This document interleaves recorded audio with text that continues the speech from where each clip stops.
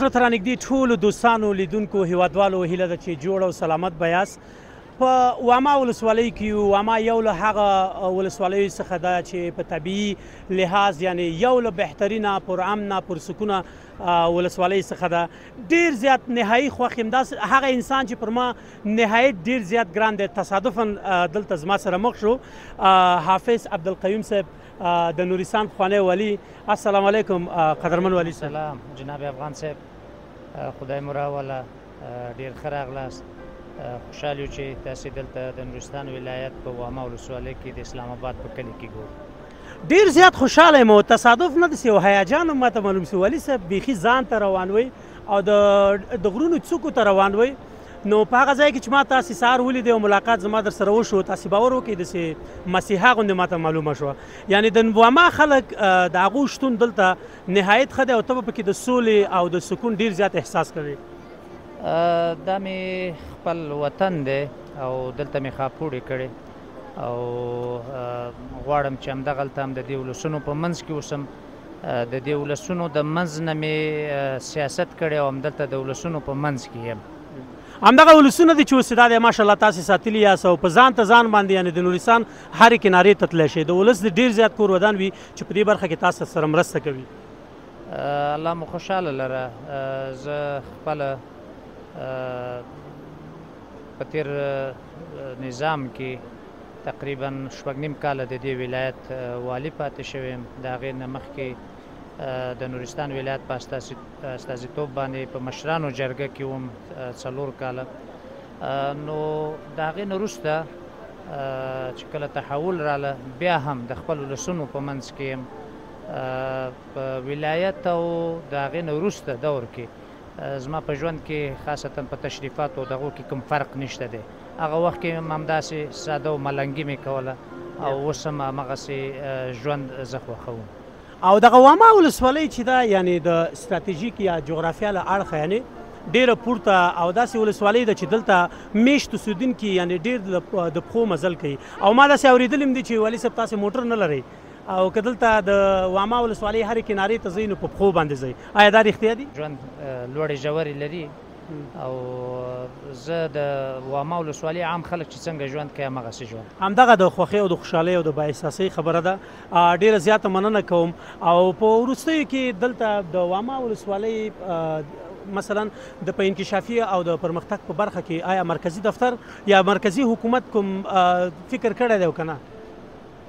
اوس خوشبختانه په دې وروستیو کې دغه سړک چې پخوا شروع او بیا کار یې ځنډېدلی و د تحول نه وروسته نو انشاءالله کیدای شي یو 3-4 ورځې وروسته یې بېرته شاهدان اوسو چې په دې سړک باندې بیا کار شروع شي. نو دا د نورستان د خلکو دپاره یو ښه زیری دی. چارواکو ته د خدای تعالی نه مزید توفیق غواړو چې د ولس لپاره مزید خدمت وکړي. ډېر ښه ځکه د دې ولس دغه باور او هغه کوم فکر او باور او اعتبار چې دی د دې ولس په تا باندې دی او چې زه څومره فکر کوم ستا خبره د ولس لپاره بیخي د منلو وړ ده. زه د خپل ولسونو نه ډېر زیات راضي یم. ډېر درانه خلک دي او زه دلته ورسره ډېر زیات خوشحال یم. که اکثر وختونو کې چې ما دلته څوک وګوري او په یو ډېر وروسته پاتې کلي کې اوسېږم او دلته د خلکو سره همغه د خلکو مطابق ژوند کوم نو کله کله رانه څوک سوال هم وکړي چې دلته راحت یې. زه ورته همیشه وایم چې بالکل زه دلته راحت یم ځکه همدلته پیدا شوی یم، هم د دې خلکو په منځ کې رالوی شوی یم او هم د دې خلکو سره مې ژوند کړی او چې کله په قدرت او په چوکۍ کې وم هم د دې خلکو سره مې همدغه ګزاره چې اوس کوم.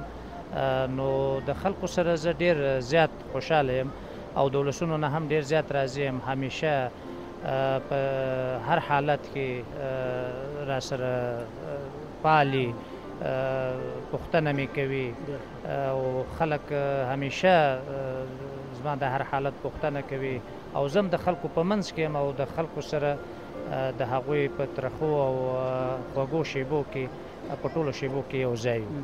ډیره زیاته مننه کوم حافظ صاحب. یعنې یو له هغه دوستان څخه دی چې زمونږ چې همیشه مو د هیواد لپاره، د هیواد د آبادۍ او د پرمختګ لپاره، د هیواد د رشد لپاره، د هیواد د انکشاف لپاره تل زمونږ فکرونه سره یو. ډیره زیاته مننه کوم، ډیره زیاته مننه کوم. زموږ دغه چینل او دغه زموږ د کیمرې سترګه چې ده دا همیشه ستاسو د پرمختګ او د رشد په خدمت کې ده او موږ به انشاءالله د واما ټولې ښایسته درې د خپلې کیمرې پر مټ باندې ټولو هیوادوالو ته ښایو. نورستان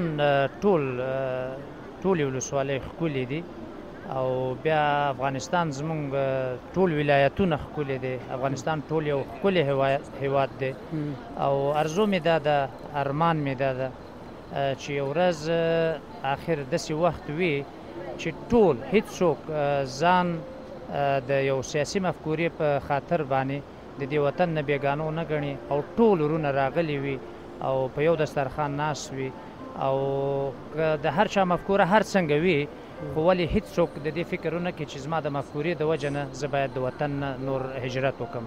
او زمونږ چې کوم هیوادوال بهر دی او په هر مجبوریتونو د لحاظه که هغوی بهر دی، که په سیاسي مجبوریتونو وي او که په اقتصادي مجبوریتونو وي، که نور هر مشکلات هغوی ولري، نو د هغې ورځ د الله تعالی نه دعا ګویم چې هغوی ټول بیرته خپل هیواد ته راستانه شي او ټول د دې هیواد د پرمختګ دپاره په شریک په یو ښه میکانیزم باندې ټول د دې هیواد د پرمختګ دپاره یو بل ته سره لاسونه ورکړي او نور سیاسي مخالفت هیڅ وخت کې د دې سبب نشي چې یو افغان بل افغان ته د ټوپک شپېلې ونیسي. ډیره زیاته مننه کوم والي صاحب. تاسې راځئ زموږ خوا کې ودرېږئ.